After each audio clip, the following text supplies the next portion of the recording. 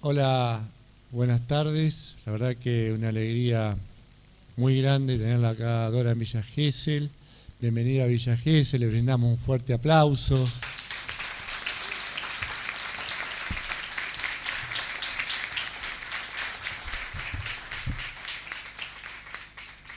Una mujer intelectual con trabajo de campo, ¿no? Qué importante. Y la verdad que para nosotros en estos momentos donde necesitamos escucharnos, necesitamos encontrarnos, es muy grato que nos esté visitando. Voy a ser breve porque está Paloma, secretaria de acá de Educación, Cultura, y está Bárbara de Género, también secretaria, así que ellas van a dirigir también las palabras. Decir que nos acompañan vecinos de Pinamar también y algunas otras localidades. Bienvenidos. Así que, dicho esto, paso... Kiara.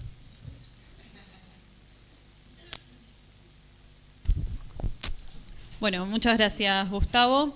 Les damos a todos y a todas la bienvenida a este ciclo de charlas de mujeres destacadas que se titula Ellas hablan, conversaciones que transforman. Es impulsada por la Secretaría de Educación, Cultura y Deportes y la Secretaría de Políticas de Géneros y Juventudes. Este ciclo tiene como objetivo generar un espacio de diálogo y reflexión para promover la igualdad de género y ofrecer herramientas y recursos que permitan visibilizar y enfrentar las barreras existentes. Nos acompañan el intendente municipal, Gustavo Barrera, la secretaria de Cultura, Educación y Deportes, Paloma Rodríguez, la secretaria de Políticas de Géneros y Juventudes, Bárbara Pérez, la directora de Juventudes, quien les habla, Chiara Grassi, funcionarios, vecinos, como bien mencionaba Gustavo, también de ciudades vecinas, concejales, concejalas del Honorable Consejo Deliberante y referentes de nuestra comunidad. Les agradecemos a todos por su presencia.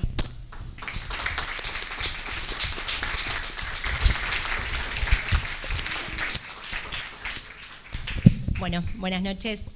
Es un honor presentar a una mujer cuya trayectoria es un faro de inspiración y compromiso en el ámbito de las ciencias sociales y el activismo. Dora Barrancos es una de las voces más influyentes y respetadas en el campo de la sociología en América Latina. Su trabajo ha sido fundamental en la investigación y el análisis de temas cruciales como la desigualdad social, los derechos humanos y particularmente el feminismo. Su compromiso con la justicia social y la igualdad de género es evidente en cada uno de sus estudios. A lo largo de su carrera ha sido una ferviente defensora de los derechos de las mujeres y su enfoque innovador y profundo ha aportado una perspectiva única a los debates sobre la equidad y la inclusión. Además de su destacada trayectoria académica, Dora Barrancos ha ocupado cargos relevantes en organismos gubernamentales y organizaciones internacionales, donde ha dejado una huella significativa en las políticas públicas relacionadas con la igualdad y los derechos humanos. Su habilidad para combinar el rigor académico con la acción práctica ha demostrado ser una fuerza transformadora en la búsqueda de una sociedad más justa y equitativa. Hoy, en esta charla de mujeres destacadas, Dora Barrancos nos brindará su visión y experiencia, ofreciéndonos una oportunidad invaluable para aprender de su trayectoria y reflexionar sobre los avances y desafíos que enfrentamos en la lucha por la igualdad. Gracias.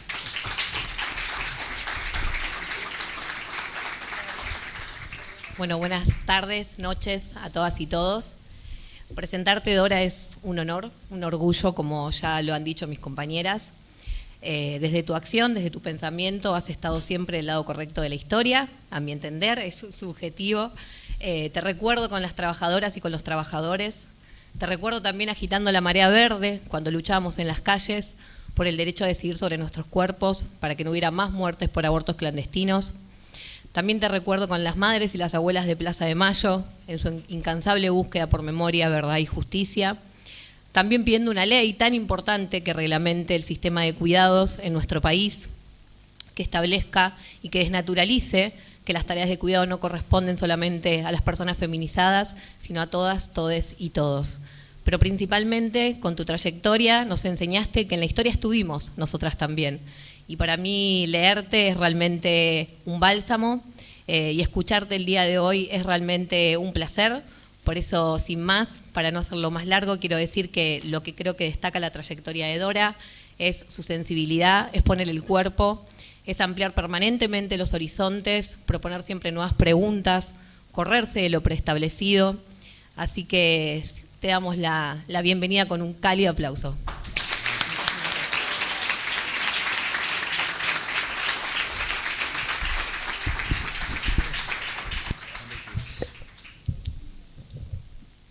Yo esperaba que nuestro hombre dijera algo, pero espero que no esté inhibido por tantas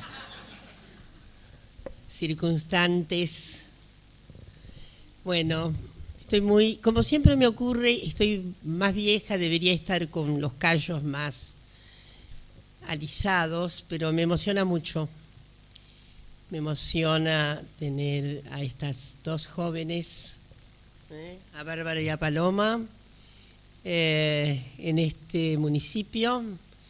Gracias, Gustavo, por ampliar toda el sistema de gabinete de manera lo más paritario que se pueda. Falta, yo sé que falta, pero no vamos a empezar con rencores bajos.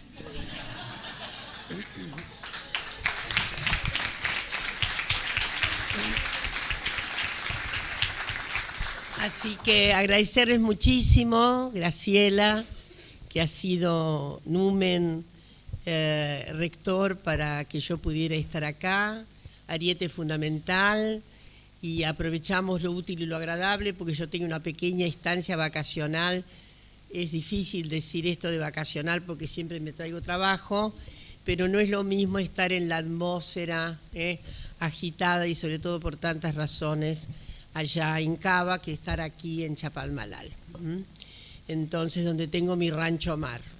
Sabía primero que hacía mucho frío y les agradezco profundamente que hayan enfrentado la tormenta de nieve y hayan llegado esta noche hasta acá.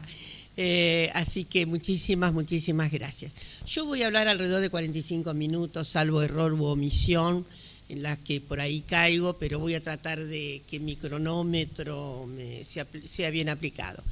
Quiero comunicarles que, en primer lugar, hay una circunstancia universal que nos atraviesa particularmente, en general a la condición humana, a los derechos humanos, pero básicamente el foco de atención de esa circunstancia planetaria bien conocida que es el crecimiento de las extremas, de las ultraderechas en el mundo desde hace alrededor de 25 años o más.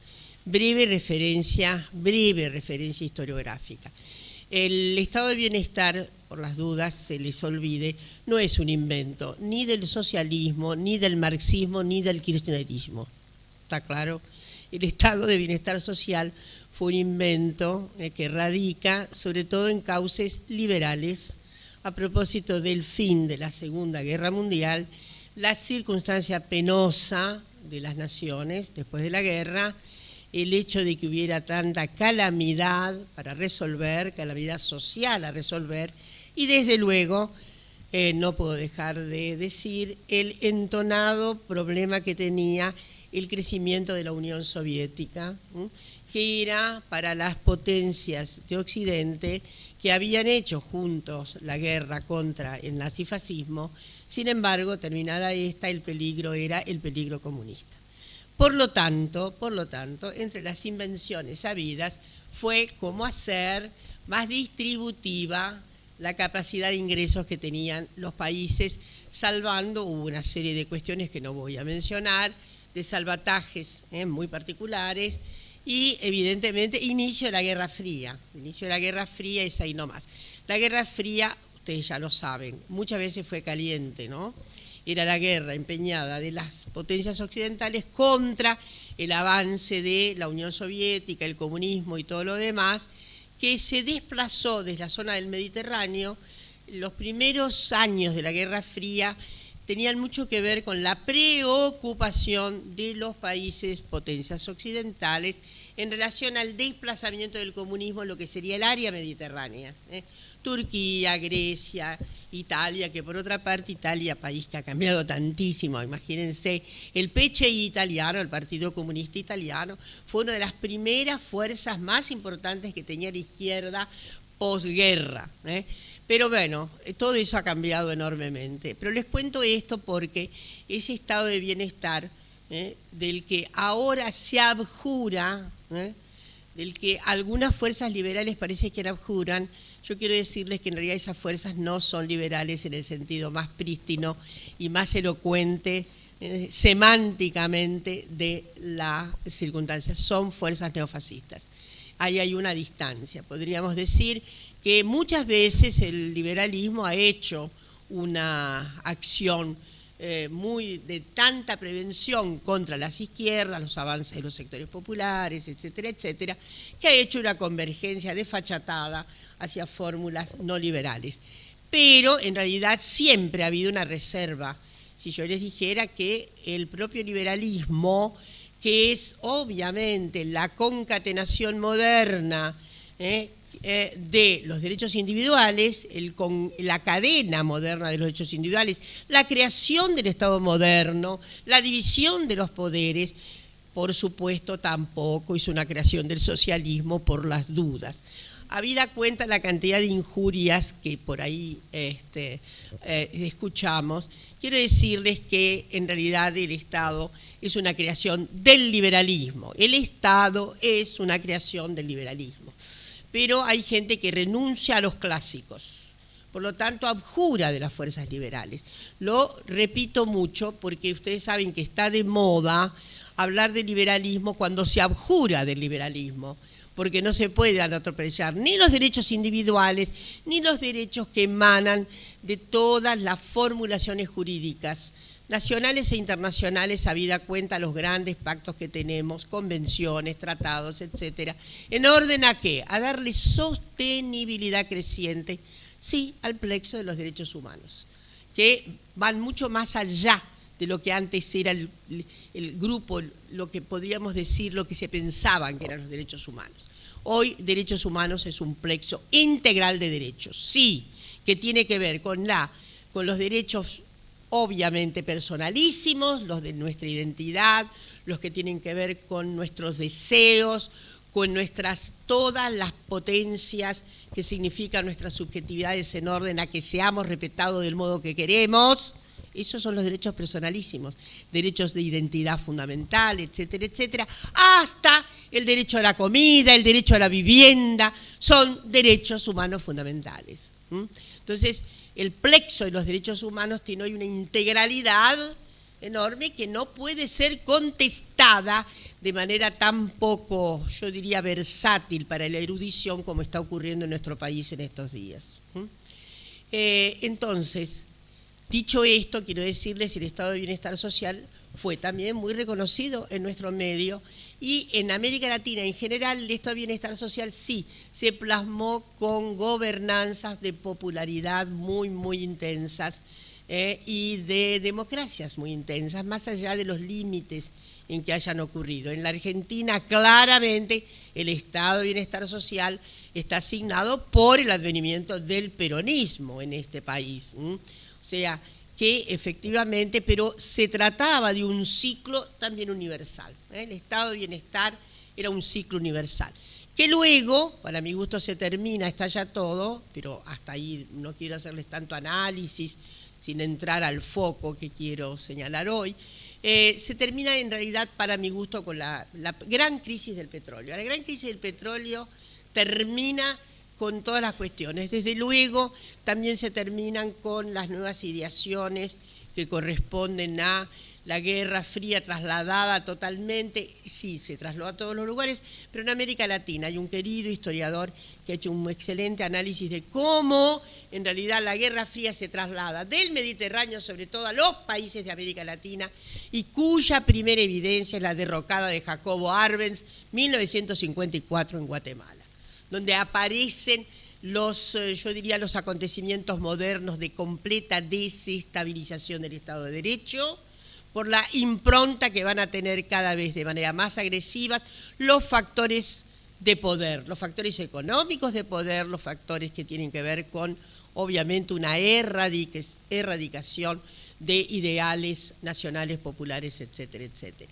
Pero no nos podemos olvidar que la derrocada de Jacobo Arbenz fue tremenda, terrible, y también está asociada a su esposa, se llamaba Cristina también, que fue más hostilizada que el propio Jacobo Arbenz en su derrocada. Pero eso lo dejamos para otro día.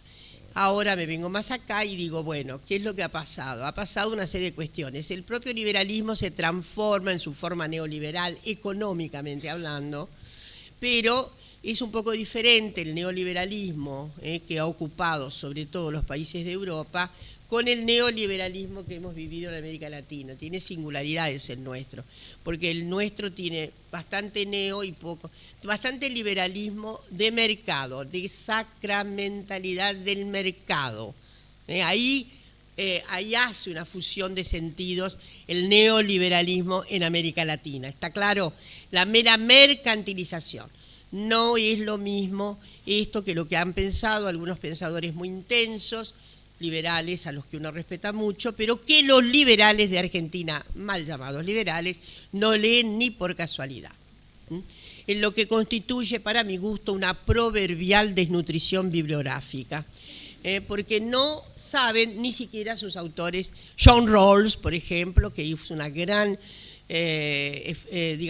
tuvo una gran influencia sobre las feministas liberales radicalizadas, Walser, que es una gran figura, Kim Lika, que es una figura extraordinaria, podemos estar no en todo de acuerdo, pero es un poco de los mayores propulsores de lo que se llama el comunalismo, la idea de los factores que tienen que ver con la multirracialidad, la multiculturalidad en Canadá, etcétera, etcétera. Pero esos también están en el índice. Esos textos también gozan de muy mala prensa hoy día. Yo diría que los clásicos, porque si nuestro presidente leyera John Locke, estaríamos tal vez en otras circunstancias. Pero bueno, y ahora sí voy a lo que ocurrió. Una de las cuestiones más notables que ocurrió en la segunda mitad del siglo pasado en adelante fue el reavivamiento extraordinario en el orden de los derechos, ¿de qué? De las mujeres. El feminismo nace, en realidad, tenemos una fecha de nacimiento que nos marca un hito, puede haber, hay mucha historiografía por ahí, pero siempre tendremos una celebración en la famosa asamblea de Seneca Falls, 1848. Capilla metodista, cercana a New York, con una concurrencia de alrededor de 30% de varones. Sí, Gustavo. Muchos varones feministas fueron a la conferencia de Seneca Falls, ¿no? Y ahí se inicia, porque antecedentes en materia de emancipación de las mujeres, de igualdad y de equidad, hay muchas a lo largo de los tiempos, sobre todo tratando de Occidente. Contestación, de alguna manera intuitiva, al patriarcado. Bueno, el patriarcado es el dominio, la hegemonía del grupo demográfico dicho masculino, contra el grupo demográfico enorme, dicho femenino, y también contra las otredades. Ese invento, hecho acá terráqueamente, no viene de Marte, de Saturno, mucho menos de Dios, porque a Dios no se lo puede hacer responsable de la primera experiencia de desigualdad humana. Primera experiencia de desigualdad humana es la creación del patriarcado. Sometimiento de las mujeres, rotación obligada de las mujeres, para evitar guerras intestinas feroces, etcétera, etcétera, en grupos clánicos. No voy a demorarme en esto, pero es un invento del Neolítico superior. ¿Cuántos años? 5, 6.000, 7.000, depende de las comunidades. El Neolítico no es un periodo largo de tiempo, de mucha reforma en los posicionamientos, en las culturas de lo que ya somos Homo sapiens sapiens, no sabemos bien cuándo, hay un premio por ahí, quién sabe, un Nobel, a ver quién propone una mejor fecha. Sabemos que Homo sapiens hay desde hace 350.000 años, pero Homo sapiens sapiens, que es este salto cuántico a esto que somos, es de alrededor de 30.000 años, pero nadie sabe elucidar la cuestión bien. Bueno, vuelvo sobre un poco más acá y digo, inventado el patriarcado, inventado esto de someter a las mujeres, se termina una serie de cuestiones, entre ellas la idea antigua de vieja y que es transcultural, se encontraba en todas las sociedades primitivas, antes de la infusión de este té llamado patriarcado. Lo que les quiero decir es que todas las culturas eran matrilineales. Bueno, porque la matrilinealidad es de toda evidencia. Hago últimamente esta reflexión. A veces la única ternura que me produce el patriarcado, y que vaya a saber si no está también en su ignota circunstancia de padecer de ceguera cognitiva respecto de la paternidad. La paternidad fue una nebulosa. ¿Saben hasta cuándo? ¿Hasta cuándo? Digamos, pero la paternidad en términos, bueno, de evidencias bio, hasta mediados del siglo pasado, cuando hoy se descubrió la portentosa fórmula del ADN. Y esto de la doble hélice del ADN, los varones se lo deben a una mujer, Rosalind Franklin, entre ellas. Así que agradecimientos notables. Qué extraordinaria colaboración que ha hecho la clase femenina a los varones.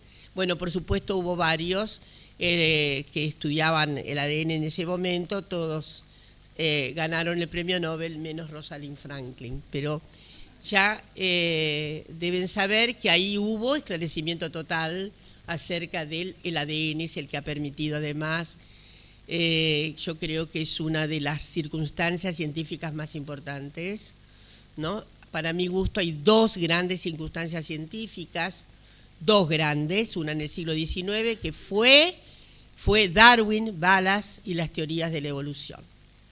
Eso es impresionante. Y la otra gran revolución es la que ha producido la biología molecular, la biología que tiene que ver con la genética, etcétera, etcétera, que también es portentosa. Dicho lo cual, ahora retomo y digo, ese feminismo de 1848 se proponía muchas cosas, pero sobre todo tres. Las mujeres eran absolutamente dependientes, absolutamente subservientes de la condición masculina, y lo decía el Código Civil, el gran código que emana, el primer código que en realidad que construyen las sociedades occidentales después de las grandes remociones que tiene 1789, la Revolución Francesa, pero aún antes algunos países tuvieron codificaciones adelantadas a lo que sería 1789 para acá, por lo menos había 4 códigos antes del de 1804, determinaron la subordinación jurídica de las mujeres, así nomás. Así nomás. Si alguien duda de esto, lo invito a que efectivamente revise nuestro Código Civil, 1869. Miren, el Código Napoleónico es de 1804, nuestro Código Civil. Lo primero que organizan las sociedades, esta es mi impresión, es esto, el derecho privado. Lo primero que organizan las sociedades modernas, Estado regulado, etcétera, etcétera, las partes del Estado fundamentales, obviamente una noción básica de la igualdad de los individuos frente a la ley, la igualdad de los varones desde ya, y la notable idea de que hay que construir los sentidos relacionales fundamentales de esto, por lo cual se ocupan de las relaciones de género. Se ocupan de las relaciones de género, sin decirlo así, porque no existía ese palabrón. Entonces, la subordinación de las mujeres es orgánica y además está plantada en la propia ley, no es una idea que se nos ha venido de repente a las feministas en nuestros, yo diría, en nuestros develados sentimientos de búsqueda de la igualdad. Miren, 1869-1871 se dice lo mismo que en 1804, eso es lo que dice Vélez Sarsfield. La primera modificación fue en 1926, gracias a las primeras feministas argentinas. Lo que buscaban, esa primera leva de feministas, no se llamaban feministas. Feminismo es un término acuñado por una gran militante francesa, que se llamaba Hubertine Auclair. De paso cañazo, viva la Francia en estos días. Y entonces, Hubertine Auclair toma el término que con sorna había emitido Alejandro Dumas hijo, tal es lo que se ha narrado.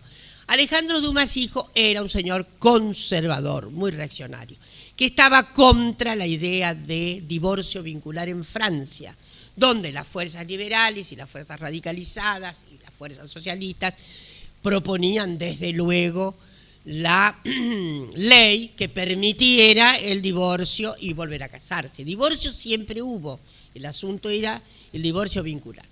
Entonces, Alejandro Dumas en una redacción llamó, en una nota, llamó feministas a los varones que apoyaban el divorcio vincular. Hubertine, me parece que muy inteligente, ya sí, este es el término que nos conviene. Y ahí se empezó a hablar de feminismo y se acuña el término. Acá la Argentina ya llega con el modo feminista. Las tres fundamentales cuestiones planteadas por las feministas del siglo XIX y que va a ir adelante en el siglo XX son sobre todo tres. Hay muchas, depende de los países y depende de los feminismos en general. Pero estas tres me parece que identifican mucho el conjunto de los feminismos en su mayoría. Primero, la igualación jurídica, ser iguales ante la ley, cosa elemental. No depender del marido para ir a estudiar. Si no autorizaba, no se podía estudiar. Para trabajar, para ir a los tribunales. La primera cuestión es la igualdad jurídica. La segunda gran cuestión es la igualdad cívica. Poder votar, tener derecho a votar, tener derecho a ciudadanía. Segunda gran cuestión. Algunas feministas, algunos feminismos, se ocuparon sobre todo de esta cuestión. Hay inclusive grupos muy especializados. En la historia de los feminismos vemos que a veces hay grupos muy integrales de todos los derechos y hay grupos más especializados. Por ejemplo, grupo especializado en el derecho a la ciudadanía, al voto, etcétera, etcétera, es el grupo que ustedes deben haber visto. Hay una película, las sufragistas inglesas, Pankhurst, la señora Pankhurst, que desafiaba con acciones directas a los organismos de seguridad. Se hizo por lo menos detener 2 veces. Extraordinaria figura que a veces daba un poco de problemas a los otros feminismos que eran un poquito más pacatos, ¿no? Porque no se podía llegar a tanto. El tercer derecho por el cual se luchó, bien, yo diría son los 3 principales derechos que orientan en general los diferentes causas feminismos hasta terminada la Segunda Guerra Mundial. El otro, entonces, el tercer derecho, educación, derecho a la educación que tienen los varones. Bueno, efectivamente se termina la guerra y la mayoría de los países, algunos ya habían hecho reformas jurídicas respecto al estatuto jurídico semejante, igual, paritario, digamos. En la Argentina, 1926 es la primera ley que modifica el código y había quedado por ahí una hebra de subordinación y era la siguiente: la mujer casada con sus bienes propios, no bienes que tenían que ver con los bienes gananciales. Sin embargo, hasta 1968, que la dictadura de Onganía, es notable esta cuestión, gracias al ministro Borda, que era obviamente un aliado de las mujeres de su clase, que eran las que más propiedades tenían. Siempre digo lo mismo y me voy a repetir, le debemos una tesis doctoral a Borda. Le debemos una tesis doctoral, porque él se da cuenta de que esto es aberrante. Como ustedes no habían nacido, yo sí, hacía mucho tiempo ya, pero no era feminista, no pude celebrar esto, porque además nuestra oposición era a la dictadura de Onganía. Entonces, fíjense que Borda advierte que una señora es dueña de toda la provincia de Buenos Aires y él es dueño de un barquito atado en el Tigre, o por acá, en Mar Chiquita. Pero resulta que ella, y estando separados, de hecho, hubo divorcio vincular en Argentina, perdonen, voy a decirle, en 1954 y 1955, la Revolución Libertadora, 1956 se conculca ese derecho con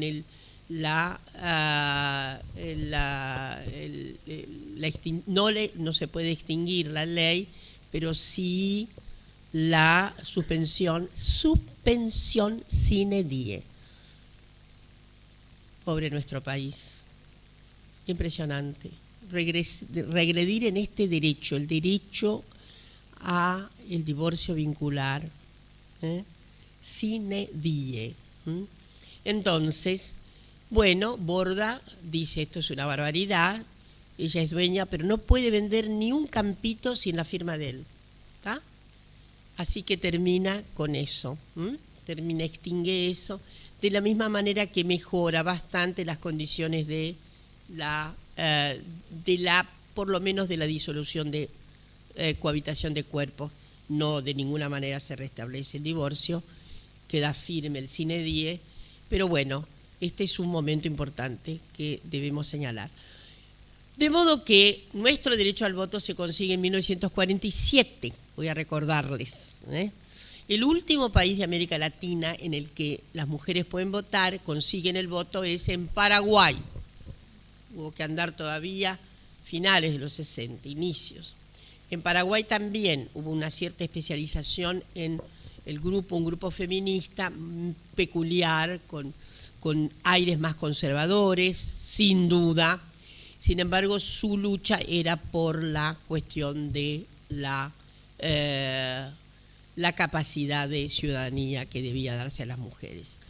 Llego hasta ahí y digo, la Argentina además, aunque las mujeres no tuvieran el Estatuto de Ciudadanía ganado en 1947, han significado, pues me ocupo de lo demás acá, sin embargo, han significado un tremendo cauce de influencias. Si se analizan varias páginas del siglo XIX, se verá, ya desde la independencia, Juana Zurduy, que ayer fue un aniversario más de su nacimiento, nos lo ha recordado, esta querida criatura de los jóvenes, menos mal que tienen las jóvenes buena esa memoria, y Juana Zurduy es algo muy excepcional también, porque fue temeraria, ella estuvo a punto de perder la vida y era asombrosa su capacidad. Vicente Fidel López, en una vieja historia patrística de la historia argentina, hace unas páginas muy bellas en relación a Juana Zurduy. No se ocupa de otras mujeres, otras no, vale. Pero de Juana sí, porque evidentemente era una mujer de enorme valor, que además sufrió muchísimo, etcétera, etcétera. Y hay montones de mujeres, ¿no? Está la famosa Madre de la Patria, la Negra, que en algún momento hasta se le reconoció un grado militar, después se lo sacaron, etcétera, etcétera, remedios. Perdón, ahora hay un billete en la que está ahora, bueno, por lo menos eso ha acontecido. En suma, pero además uno piensa en Ezcurra, ¿no? Era impresionante. Lo mandoneaba muy bien a él, hacía muy bien. Y hubo mujeres las esposas del gabinete que tuvo Juan Manuel de Rosas, fueron muy interesantes, sobre todo la mujer de quien era su canciller. Ahora me va a venir el nombre, porque no estaba pensado que me acordara de ella en este momento, pero fue una mujer impactante porque además sabía política al dedillo. Yo misma me ocupé hace mucho tiempo de un texto de More, que es una figura que trabaja a inicios del siglo XX, un texto notable en el que retoma el significado de las mujeres en la política. Es más, evoca a una mujer que le da lecciones a su hijo de política, una celebración muy particular. Libro muy, muy interesante, que si no Nevero es bien posible. Una madre que ilustra a su hijo sobre los lances de la política. Bueno, y siempre he dicho que ha habido, aún sin el Estatuto de Ciudadanía, una convergencia muy peculiar de las mujeres en este territorio nuestro hacia lo que sería una manera intuitiva probablemente de la cosa pública, una manera de entrar en la cosa pública. Voy a decirles por qué. Porque, en fin, evidentemente los países son culturalmente, nuestros países, tan idénticos en su origen, pero al mismo tiempo tan diferentes en sus derivas, lo que origina como unos lazos asintóticos, ¿no? Tenemos mucha comunidad de sentidos y también tenemos una enorme originalidad. Me refiero a todos los países, pero sobre todo en América Latina.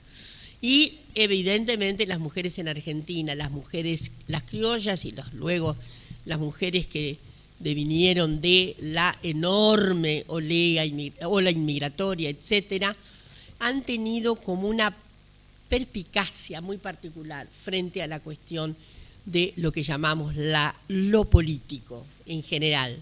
Por ahí no la política partidaria, pero sí lo político. Lo político es la trama social, lo político es la trama social, es la malla social. A mucha gente lo abruma, por ahí abruma esto, pero la política partidaria es una cosa. Lo político es esto, los seres sociales que somos. De ahí que la trama de lo político nos atraviesa con la mayor inconsciencia, pero no podemos estar fuera de lo político. Pero en Argentina hay también una cierta avidez por entrar en una trama más expresa, más explícita de lo político. Y siempre doy el mismo ejemplo, pero como la platea es nueva, entonces espero no aburrir. Hay alguna diferencia. Yo he tenido la suerte de vivir, he tenido exilio por muchos años en Brasil, así que es un país al que, ha cambiado mucho, pero estuve 8 años. También he vivido un año en México, ¿no? Por razones académicas y demás. He podido visitar muchos países, desde luego no tengo la misma intensidad relacional y vincular que la que he tenido sobre todo con Brasil. Pero me animo a decir que hay diferencias, ¿no? En la Argentina, pongamos 1930, una mujer, pongamos en Tucumán, va a comprar algo al mercado, los precios han subido. A esa tucumana, seguramente criolla, va a hacer alguna protesta por los precios caros, ¿está claro lo que quiero decir? Va a hacer algún gesto de molestia por lo que está ocurriendo y no se le va a ocurrir decir Dios lo quiso así, ¿está? No existe tal posibilidad, ¿cómo decirlo?, teleológica, ¿no? Pero, miren, hay una realidad. En Brasil, por ejemplo, yo puse ese ejemplo en 1930, de ahí que las mujeres en la Argentina tuvieran una enorme avidez por la ciudadanía. Cuando se hizo el famoso censo, después de 1947, después hubo que censar a las mujeres, la rama femenina se organiza en el Partido Peronista, censa, hace un trabajo enorme. Las mujeres recién pudieron votar en 1951. porque además hubo que arreglar los padrones, y les voy a decir, originó una ley esto. Porque, ¿qué pasaba? Sí, las mujeres obtienen ciudadanía en septiembre de 1947, notable, pero todo se demoraba. Les voy a decir por qué razón, muchas razones, pero una era la base espléndida de todas las razones. ¿Qué pasaba? A los varones se les consignaba en los padrones la fecha de nacimiento, porque la fecha de nacimiento es esencial en lo que sería el estado de movilización posible para la patria. El servicio militar en la Argentina era efectivamente el que dotaba de verdadero estado de ciudadanía a los sujetos varones. De ahí, lo diré de clase 1910, 1911. ¿Por qué? La capacidad movilizante, ustedes saben que en estado de penuria, de guerra, se moviliza primero los más jóvenes y después se van reclutando los más viejos. Eso es la clase. Eso era lo que decía el padrón. Los padrones tenían la clase tal, Emilio Jiménez, clase 1910, Emilio Jiménez y tal. Imaginen ustedes que cuando se trata del empadronamiento de las mujeres, devino la cuestión gravísima del escrache del año de nacimiento a las mujeres. Gravísima cuestión. ¿Pueden creer que fue así? Y hubo una ley especial en 1948, eso no avanzaba, la discusión y el cabildeo era permanente. ¿Cómo se va a deshonrar a una señora poniéndole la fecha de nacimiento? Es un típico problema de género, ¿está claro? Yo he hecho un escrito por ahí, anda por ahí, respecto de esta cuestión, que significó que una nueva ley impidiera que se colocara en los padrones la fecha de nacimiento de las mujeres, así como les cuento. Entonces, vengo más acá y les digo que efectivamente esa fue una consagración muy importante. De ahí la enorme movilización de mujeres. En 1951 todas las mujeres fueron a votar, estaban encantadas de votar. Bueno, todavía las mujeres en la Argentina siguen votando. Acá es obligatorio el voto, menos mal, porque es fundamental que sea obligatorio el voto. Hay muchos países que no es obligatorio, México no es obligatorio, por ejemplo. Yo creo que eso es un problema.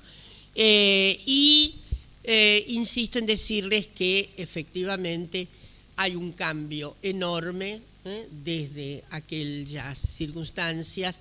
Los propios movimientos feministas en todo el mundo van ganando, obviamente, el derecho a votar, y también se van abriendo, sobre todo en los años 50, 60, se atraviesa una curva ascendente extraordinaria de admisibilidad de las mujeres en la vida universitaria. Nuestro país, con una cuota altísima, no solo fue el nuestro, que es como una deriva también de todas las oportunidades abiertas a las mujeres con la ampliación de la escuela secundaria durante los gobiernos peronistas. Es cierto que en todo el mundo ocurrió una enorme expansión de la escuela media, etcétera, y obviamente la extraordinaria presencia de mujeres en las universidades.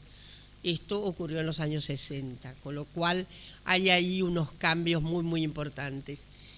Voy a decirles que exactamente en esos años de grandes cambios reaparece el feminismo, tiene como una cierta curva descendiente, que desciende en la hiperactividad que había desarrollado justamente para estos tres grandes derechos.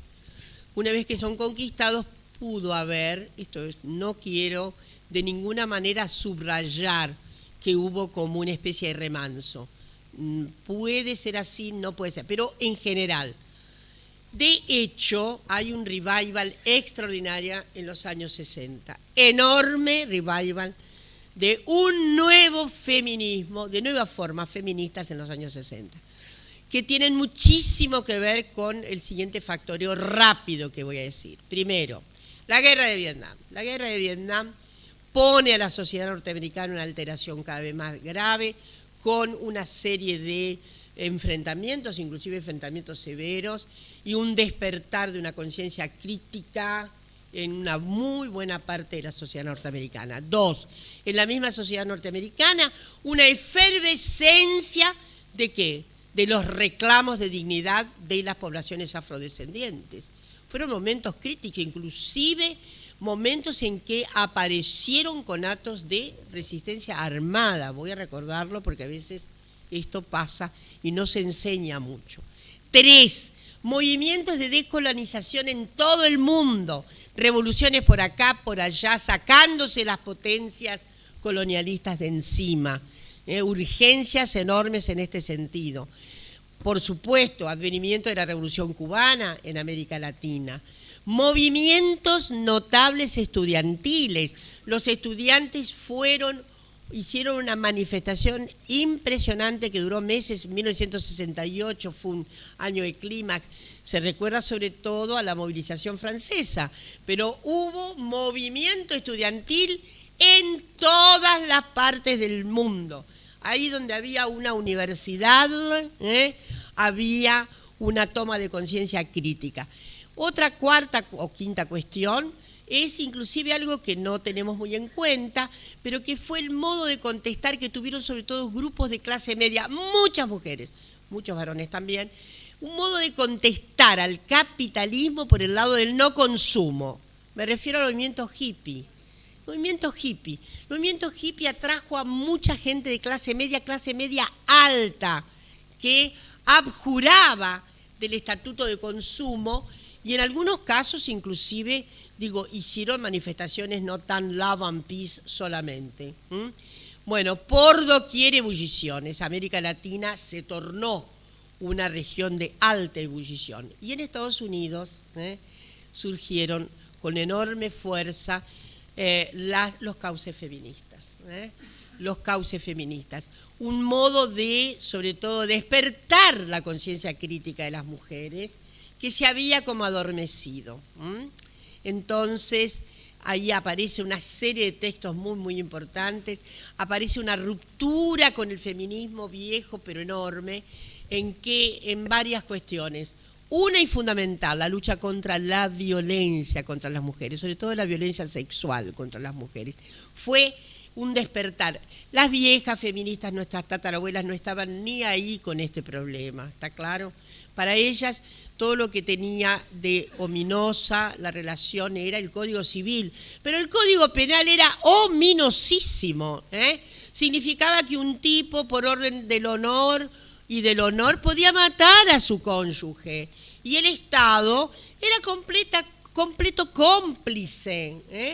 Esto se sabe muy bien, ¿no? Los llamados crímenes por honor o por dolor. Yo he analizado algunas, eran eximientes, actuó en defensa del honor, matándola. Algo de esto tiene que ver con mi llegada al feminismo, mi allegamiento al feminismo. Podría decir, era una feminista opaca en la vertiente, ¿no? Nuestra generación iba a ser la gran revolución social, por lo tanto, el feminismo estaba en una suerte de desprendimiento de coyuntura a futuro, ¿no? De perspectiva a futuro. No pensábamos, fíjense qué insensata que era nuestra posición, que el feminismo era una vertiente individualista, burguesa, etcétera, etcétera, etcétera. Pero bueno, luego vino el exilio y las que salimos al exilio todas maduramos absolutamente la cuestión, nos replanteamos todo y cuando volvimos al país, yo creo que el 90% volvimos feministas. Era además la asignatura pendiente de nuestra democracia recién retomada.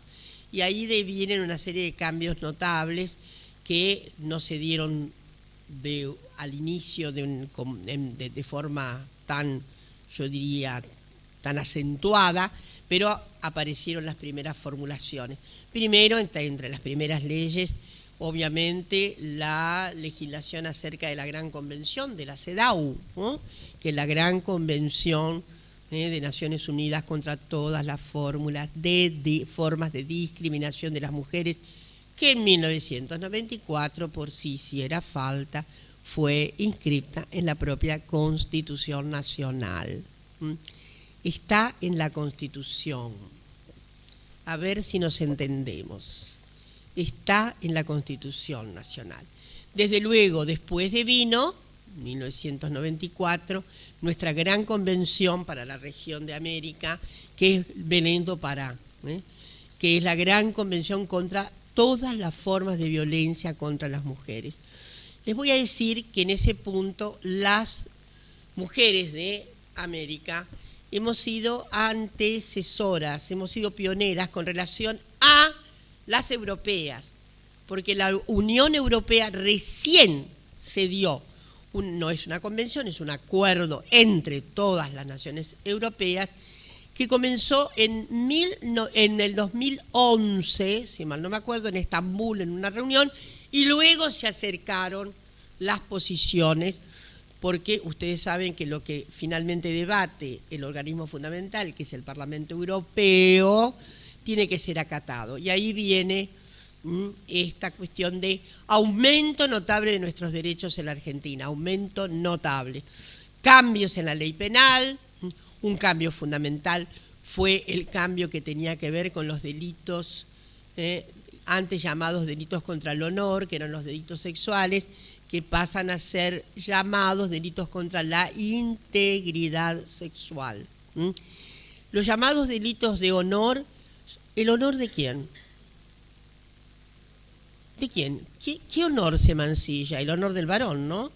El padre, el novio, el amante, en fin, el compañero, pero es absolutamente una lesión a la integridad sexual, no al honor. El honor ha sido un pacto muy patriarcal, un pacto enormemente patriarcal, que también atraviesa muchísimas notas del propio Código Penal. Bueno, eso fue un acto muy, muy notable. Después, miren, han cambiado en la Argentina alrededor de 40 leyes, 45 leyes que tienen que ver ya con perspectiva de género, digámoslo, y si esto fuera poco, tenemos la ley Micaela del 2018 que obliga a todos los poderes del Estado, a actuar con perspectiva de género. En una nota que debe ser interpretada como hacer todo lo posible para erradicar el patriarcado en todo lo que tiene que ver con la responsabilidad estatal acerca de esto. Bueno, finalmente decirles, respecto de nuestras leyes, que desde ya conseguimos, para mi gusto, 3 leyes muy importantes, además de la Micaela, la última, la ley contra toda la violencia, que es sobre el paraguas de Belém do Pará, 2010, nuestra ley, la 26485, contra todas las violencias, que fue ampliada en relación a la violencia específica que tiene que ver con la vida política, que fue inscripta, es una ley que tiene, entonces asegura también derechos fundamentales contra la violencia ejercida contra las mujeres. Las 2 otras leyes, la ley de matrimonio igualitario, que es un avance extraordinario en materia de derechos humanos, porque ¿qué tiene que ver lo erótico o el amor con formas legisladas? Es un atraso enorme, y esto ha significado una impronta muy importante, inclusive dentro de las sensibilidades, yo diría, alargadas populares. La ley de identidad de género, ¡oh, qué ley! Porque esa es pionera, junto con Uruguay, en América Latina, y también una podría decir en el mundo. Hay referencias a garantías respecto de las disidencias sexogenéricas en muchas sociedades, pero a la nuestra se plantó con una ley tan enorme como la Ley de Identidad de Género.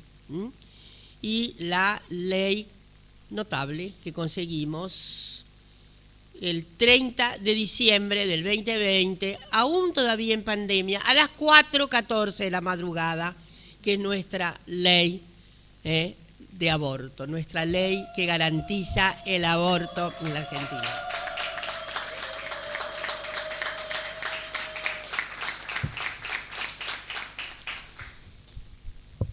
Cuatro minutos más para decirles que en todos los países se ha ido avanzando. El nuestro no tenía tanto avance hasta que ese giro, yo diría geométrico, con estas leyes que he enunciado, son fundamentales en América Latina, porque además la ley de aborto tuvo consecuencias desde luego sobre las mujeres y las personas gestantes, qué decirles, ¿no? Un salto cuántico en materia de soberanía de los cuerpos, de derecho humano fundamental, pero al mismo tiempo tuvo una ejemplaridad extraordinaria en dos sistemas institucionales, dos por lo menos. Uno, el Supremo Tribunal de Colombia. La ley argentina origina una acordada fundamental, un fallo fundamental del Supremo Tribunal de Colombia, en el que establece la inconstitucionalidad de la penalización del aborto voluntario. Colombia. Y la otra, el otro impacto, es el Supremo Tribunal de México. México es un país hiperfederal. Por lo tanto, cada estado mexicano tiene su propio código penal, para que ustedes vean cómo es la cosa. Por lo tanto, se había avanzado sobre el derecho al aborto en lo que era antes el Distrito Federal México, gracias a una reforma muy importante que hubo, pero luego no se había podido avanzar en los estados de México. Pero esa extraordinaria acordada del Supremo Tribunal Mexicano en el mismo sentido del de Colombia. No se puede penalizar el aborto voluntario porque es un demérito absoluto del derecho y soberanía, etcétera, etcétera. Eso abrió el cauce a que varios estados mexicanos ya tienen sancionada la ley de aborto. Yo llevaba la cuenta unos días atrás, pero después del 10 de diciembre del año pasado, en que tantas cosas nos ocurrieron, me he estado poco atenta a lo que le va pasando a México por las circunstancias tan afrentosas que hemos estado viviendo desde el 10 de diciembre del año pasado en adelante. En general, lo que quiero decirles que llama la atención inmensamente, primero, el triunfo de alguien que representa la extrema derecha en la Argentina y que obviamente le encanta alinearse con toda la extrema derecha planetaria, como se ha visto, y que en realidad lo que quiero sobre todo subrayar, miren, ha habido muchos cambios en las derechas, muchos cambios. Es impresionante los cambios que ha habido en algunas derechas, la derecha francesa sobre todo, miren. Le Pen era una marca registrada de antisemitismo, de racismo total y absoluto. Últimamente, acomodado los tantos, y como tiene una referencia central, antagónica, antagónica ¿qué? A la presencia de inmigrantes musulmanes, ha cambiado el eje idiosincrático de la identidad racial, religiosa, hacia los inmigrantes musulmanes, y como está en una gran alianza con el Estado de Israel beligerante hoy contra el Estado de Palestina, miren, ocurre algo de estas cosas que solamente en este momento se pueden ver.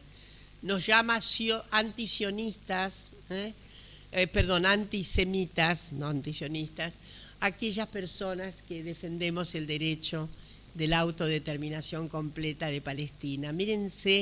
Fíjense ustedes las ironías groseras, mientras tiene una política férreamente antiinmigratoria, y de ahí que la población francesa dio esta extraordinaria lección este último domingo, que nos dio un respiro tan grande a todas, todos y todes.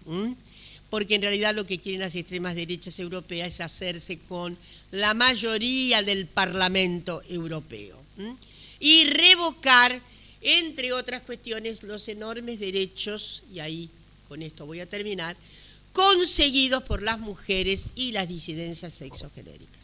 Si hay algo nuevo en el programa de las extremas derechas del mundo, es justamente la circunstancia de gravísima oposición, de enorme hostilidad, de una forja de antiderechos que tiene a los feminismos como blanco preferencial y a las agencias por los derechos de las disidencias sexogenéricas. Esa es la enorme novedad.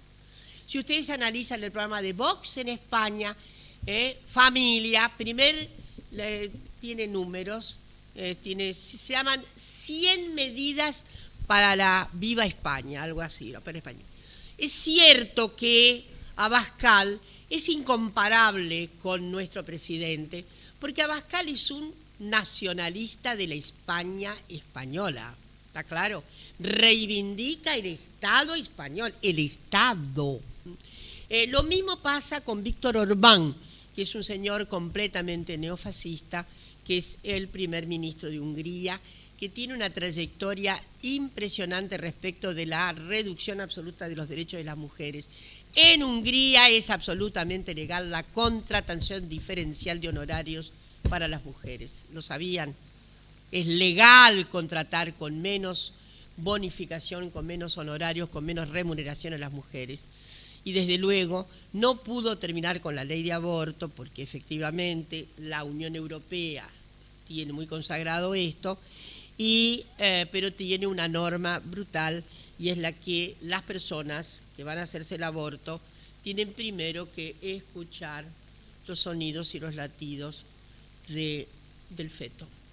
Es algo de una crueldad inmensa, pero la crueldad es lo que caracteriza a las extremas derechas y nosotros tenemos sobradas evidencias de la crueldad manifiesta del actual régimen gubernamental. Entonces, para terminar, decirles que ¿qué tenemos que hacer las mujeres y las disidencias? Atención, llamo la atención, porque a veces viene una oleada de lo que se llama en inglés backlash. Casi que nos ponen en la picota por decir, ¿saben qué? Ustedes lo oímos hasta de voces amigas. Ay, ustedes han ido tan lejos con las cosas, tienen tantas cosas para pedir que están asustando y por eso deviene, por favor, voy a pedirles, sobre todo a las compañeras mujeres, pero a los varones también, por favor, no admitan de ninguna manera. Tienen que doblar la apuesta, no admitan semejante emisión.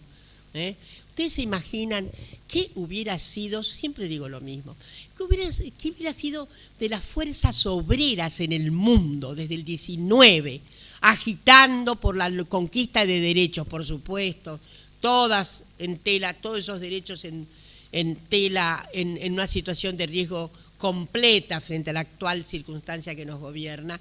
Pero ¿qué hubiera sido de las obreras y obreras si hubieran dicho paren la mano, ustedes son agitadores? ¿Ustedes se imaginan qué hubiera pasado? Hubiera pasado algo terrible para la especie humana, una denigración absoluta, una sustitución completa del derecho a la dignidad.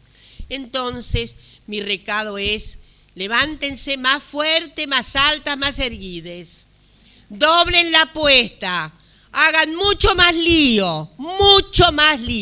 Necesitamos en este momento, como lo dijo el Papa, referencia a la que evidentemente no podemos consagrar todo nuestro ideario, pero ustedes saben que el Papa es diástole y sístole, y vamos a ver que y hay partes del Papa que yo felicito, porque el Papa está diciendo algo que es elemental y que está siendo reencauzado en su absoluta degradación del sentido común.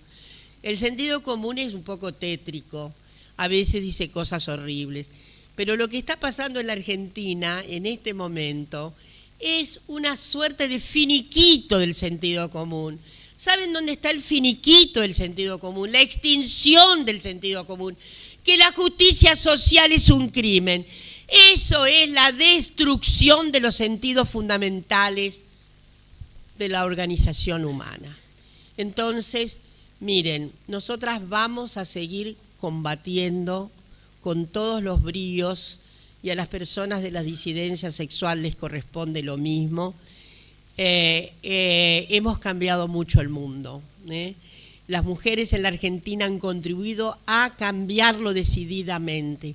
Las mujeres en la Argentina tienen la tradición, esa que emana desde el siglo XIX y va por el siglo XX, con figuras como Evita, a la que no mencioné, como figuras como Cristina, a la que estoy mencionando.